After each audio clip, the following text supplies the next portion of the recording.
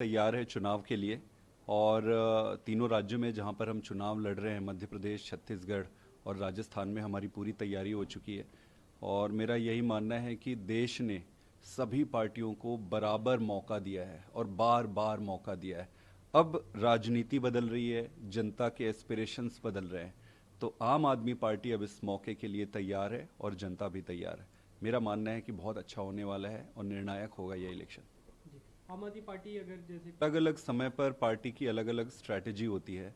आज के समय पर हम तीनों राज्यों पे चुनाव लड़ रहे हैं और स्ट्रैटेजी के तहत ही ये किया गया है। जी, अगर हम सीटों की बात करें, छत्तीसगढ़ में कुछ सीटें आपने अनाउंस की, राजस्थान में एक भी सीट अभी अनाउंस नहीं हुआ है, तो क्या वहाँ पे अभी कोई आप संभावना तलाश रहे हैं कि गठबंधन हो जाए ऐसा कुछ? नहीं, ये भी स्ट्रैटेजी है। कब कैंडिडेट आप अनाउंस करते हो, किसको करते हो, ये सारा एक लार्जर स्ट्रैटेजी होता है, उसका एक हिस्सा होता है। तो आप देखे होगे कि हमने छत्तीसगढ़ में किया है, मध्य प्रदेश में किया है, राजस्थान में अभी नहीं किया है, होल्ड किया हुआ है। तो उसको थोड़े दिन में कर देंगे। सभी सीटों पे, तीनों जगह सभी सीटों पे चुनाव लड़ेंगे आप लोग? हाँ, निश्चित रूप से हम पूरी ताकत से इन तीनों राज्यों पे चुनाव लड़ेंगे और आम आदमी पार्टी तैयार है। जी, एक इसमें क्योंकि आप लोग इंडिया गठबंधन का हिस्सा है और तीन में से दो राज्यों में कांग्रेस पार्टी सत्ता में है, तो वे आपका गठबंधन सहयोगी है, उनके खिलाफ वहाँ पे चुनाव लड़ना है आपको?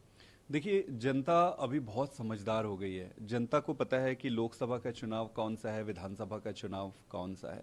आप देखे होंगे कई बारी जनता बहुत सिलेक्टिव, एक ही साथ अगर दोनों इलेक्शन होते हैं फिर भी अलग अलग वोट करती है।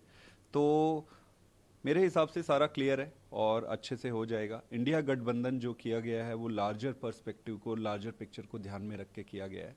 विधानसभा के चुनाव में बड़े स्पष्ट है कि हम अकेले चुनाव लड़ रहे हैं और ताकत से लड़ रहे हैं। लेकिन ये चुनाव आसपास ही हो, कुछ विरोधाभास नहीं आपको लगता है कि आप यहाँ पे उनके साथ, उनके खिलाफ खड़े होंगे, फिर कुछ दिन बाद आपके साथ अब खड़े ये तो होंगे? कह सकते हैं कि ये पहली बार ऐसे हो रहा है, बट जनता बहुत समझदार है, जनता को सारी बातें स्पष्ट समझ में आती है। तो मेरे ख्याल से कोई दिक्कत नहीं। जी, एक ये दूसरा सवाल इसमें, वहाँ की सरकारें भी खासकर फ्रीबीज को लेकर वो लोग अपनी तरफ से बातें कर रहे हैं, फ्री बिजली की बात हो, फ्री पानी की बात हो, तो सेम कहीं ना कहीं जो मुद्दे हैं वो सेम होते दिख रहे हैं। आम आदमी पार्टी कैसे अलग तरीके से कैसे चुनाव लड़ेगी, क्योंकि आपका कोर एजेंडा जो रहे फ्रीबीज ही रही है?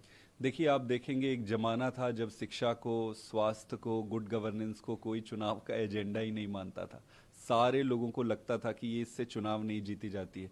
आम आदमी पार्टी ने चुनाव के पूरे परिप्रेक्ष्य को बदल दिया कि शिक्षा को, हेल्थ को, पब्लिक से रिलेटेड इश्यूज को सेंटर स्टेज पे लेके आया। अब सारी पार्टियां इसका कॉपी कर रही है। पर कॉपी करने वाला तो कॉपी कॉपी करने वाला होता है, ओरिजिनल ओरिजिनल होता है। केजरीवाल की गारंटी ओरिजिनल है, बाकी सारे फोटो कॉपीज है। कोई बात नहीं, सबको करने दो।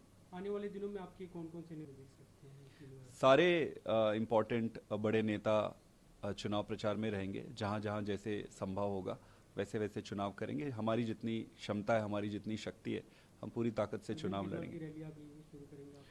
वो अभी अब उस पर डिस्कशन होगा कि कहाँ पे कैसे, कहाँ पे जा सकते हैं, कहाँ पे नहीं जा सकते, क्योंकि एक साथ कई जगह पे है। अभी लोकसभा के भी चुनाव आ रहे हैं, तो पंजाब है आपका, फिर हरियाणा भी है, इधर दिल्ली है, फिर ये तीन राज्य हैं।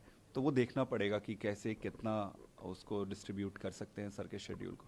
एक अंतिम सवाल, अन्य पार्टियां जो वहाँ पे चुनाव लड़ रही है, खासकर एमपी में समाजवादी पार्टी लड़ रही है, तो क्या कोई ऐसी बातचीत है कि एक साथ मिलकर आप लोग चुनाव लड़ लें? नहीं, अभी हम अकेले चुनाव लड़ रहे हैं। मैं स्पष्ट तरीके से कह रहा हूँ कि आम आदमी पार्टी अकेले चुनाव लड़ रही है और जनता को, जनता के सामने गुड गवर्नेंस के मुद्दे को और दिल्ली और पंजाब के मॉडल को लेकर जा रही है। अब जनता को चुनना है कि भाई उन्हें बिजली, पानी, शिक्षा ये चाहिए या फिर स्लोगन वाले सरकार या दूसरी फेल्ड सरकारें चाहिए फिर से।